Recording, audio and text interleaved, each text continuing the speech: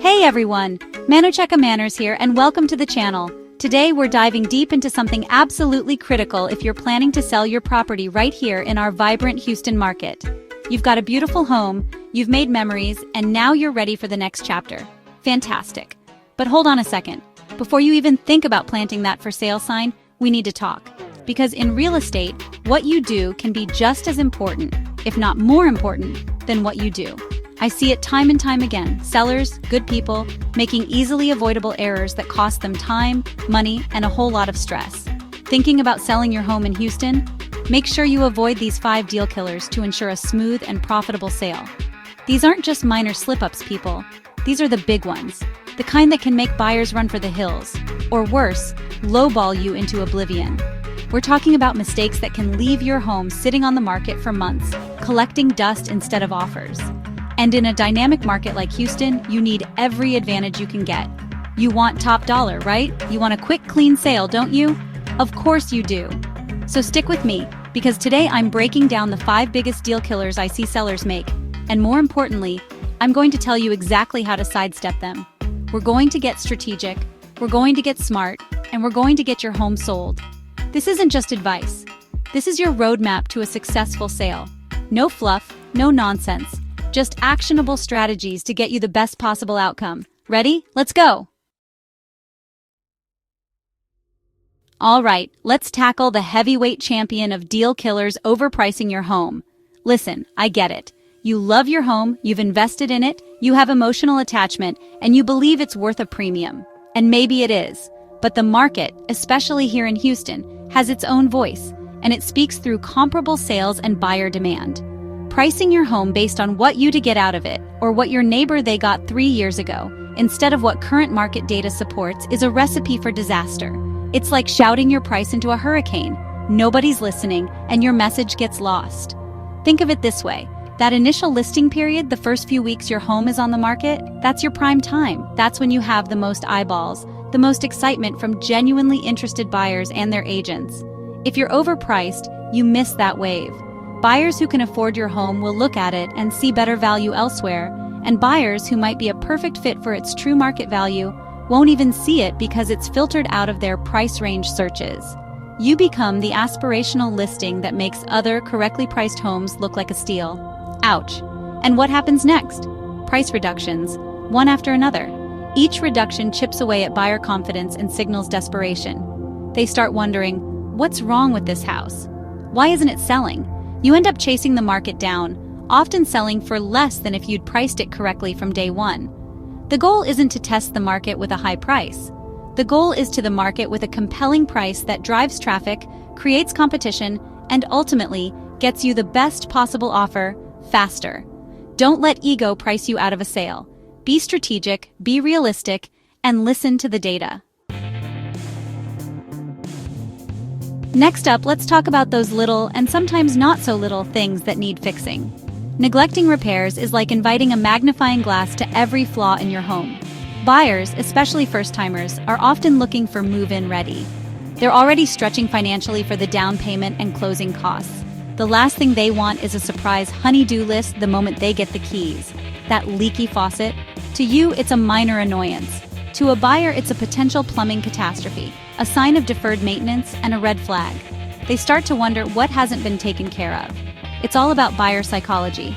When a prospective buyer walks through your home and sees a cracked tile here, a running toilet there, or a patch of peeling paint, their mental calculator starts whirring.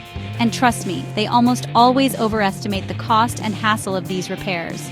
What might be a $100 fix for you can translate into a $1,000 reduction in their offer. Or worse, they just walk away because it feels like too much work or too much risk. They're not just buying a house, they're buying peace of mind. So, before you list, do a thorough walkthrough. Be honest with yourself. Better yet, have a trusted friend or your agent do it with fresh eyes. Fix the sticky door, replace the burnt-out light bulbs, repair the dripping shower head, touch up the paint. These small investments can save you thousands in negotiations and prevent your home from being labeled a fixer-upper, unless that's truly what it is. Addressing these issues up front shows pride of ownership and tells buyers this home has been well maintained.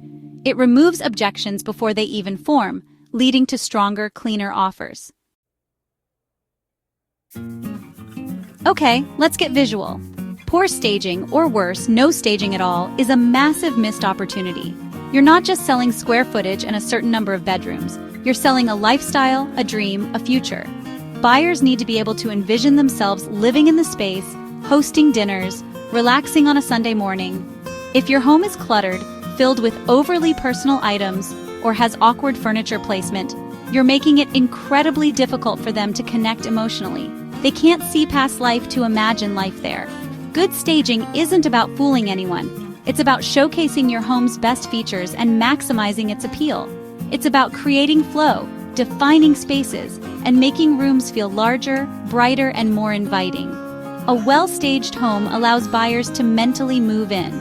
They can see where their sofa would go, how they might use that spare room, or how lovely it would be to entertain in that dining area. It's a powerful psychological tool. Think of model homes. They're always impeccably staged for a reason. They create an aspiration. So, declutter like your sale depends on it, because it does. Depersonalize by packing away family photos and highly specific collections. Consider a fresh coat of neutral paint. Arrange furniture to highlight the room's purpose and flow, not just how you live in it day to day. If your budget allows, professional staging can offer an incredible return on investment, often leading to a faster sale and a higher price. Don't let your home's potential get lost in a sea of stuff. Let it shine, let it breathe, and let buyers fall in love. In today's digital age, your home's first showing doesn't happen when a buyer walks through the front door. It happens online.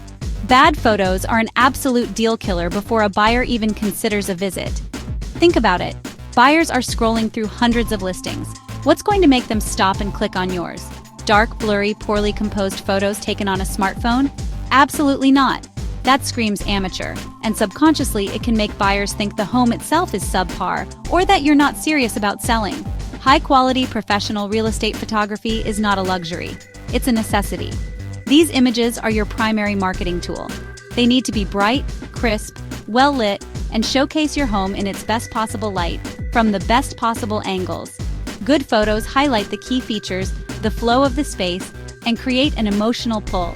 They make someone say, "Wow, I to see this place." It's about creating desire and intrigue, making your listing stand out from the competition. Remember, you only get one chance to make a first impression online. Don't skimp here. Seriously, the investment in professional photos will pay for itself many times over by attracting more qualified buyers, leading to more showings, and ultimately, a better offer. Bad photos mean fewer clicks, fewer showings, and a longer time on the market, which circles back to our first point about overpricing and price reductions. It's all connected. Ensure your agent uses a professional photographer who understands real estate. It's a non-negotiable for a successful sale in a competitive market like Houston. Your online presence is your storefront. Make it irresistible. Last but certainly not least, let's talk about the moment of truth before they even step inside curb appeal, or the lack thereof. You could have the most stunning, perfectly staged interior, but if the outside of your home looks neglected, uninviting, or just plain messy, many buyers will have already formed a negative opinion before they even ring the doorbell. Some might not even get out of the car for their showing if the exterior is a major turnoff. That first impression is powerful, and it sets the tone for the entire viewing.